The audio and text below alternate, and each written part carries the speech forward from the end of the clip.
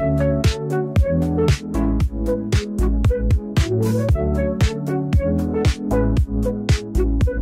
a world of wires and thoughts that glow, airy and bit by Kawan-kawan, hari ni saya akan buat After Effects. Jom kita buat sekarang.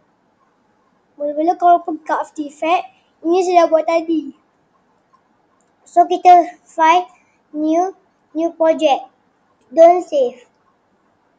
Okay, lepas tu korang pergi file, import file. Lepas tu korang pergi ni, saya nak pilih video ni. Okay. Kita drag je dekat timeline ni. Okay, kita dah ada ni kan. Kita double click kat dia. Kita pergi dekat view resolution full. Lepas tu korang tekan roto brush tool. Okay. Lepas tu korang pergi dekat cap dia punya topi ni kan. Korang macam korang lukis. Macam tu. Macam yang saya buat kat depan ni. Okey kawan-kawan. Kita akan check ada tak yang okey. Okey. Yang ni ada lagi. So kita tekanlah. Macam lukis. Oh betul ni. Okey, lepas tu kan korang dah habis kan, barulah korang freeze. Okey, lepas korang dah freeze, barulah korang setting. Meletak background. Nanti saya pun letak background tapi bukan background lah, macam teks. Lepas tu habis kawan-kawan, kejap saja.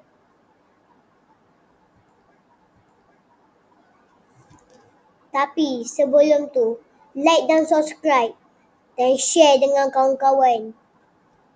Like. Jangan tak like pula kawan-kawan. Rugi. Kita kena tunggu dalam 7 minit. Okey, dah nak habis kawan-kawan. Sikit lagi ni. Okey, baru kita buat background. Oh, alright. Jom kita buat background sekarang. Okey, saya nak letak teks. Oh, ini. Okey.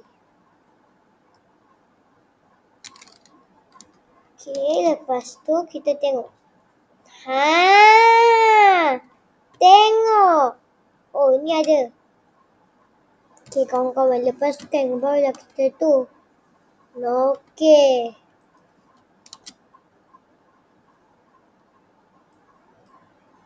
Okey, lepas dah habis ni semua, cuba check. Tengok. Lepas dah habis ni, saya nak letak macam background.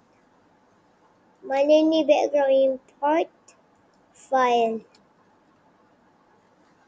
Okey, yang ni.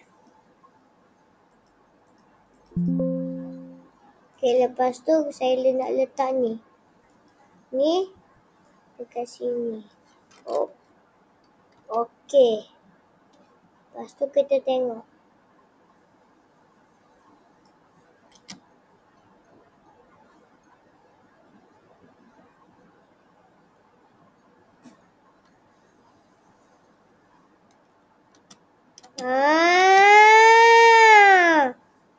Tengok.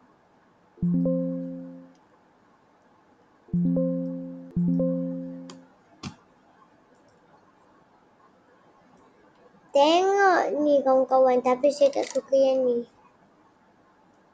Okey, ni saja. Okey, itu saja kawan-kawan. Jangan lupa like dan subscribe, share dengan kawan-kawan. Bye-bye, jumpa lagi.